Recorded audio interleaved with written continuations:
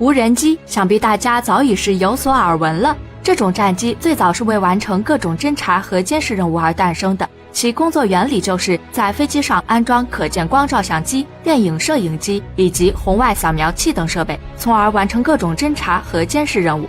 纵观全球无人机科技，当属中美技术最为发达，而如今我国无人机技术也处于国际第一梯队，与美军无人机技术差距越来越小。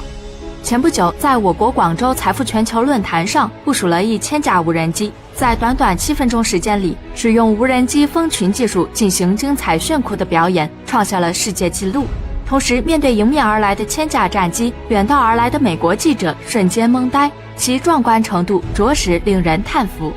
那么，发展大规模的无人机集群究竟有什么作用呢？难道只是为了取得世界第一名号的面子工程吗？其实要知道，无人机最显著的特点就是成本低廉，而且能够避免人员伤亡。当大规模的无人机集群出动时，哪怕是最先进的战斗机、威力强大的航母战斗群，都只能退避三舍。大量的无人机悍不畏死的撞击，消耗掉航母战斗群所有的弹药之后，强大的航母也只能成为待宰的鱼肉。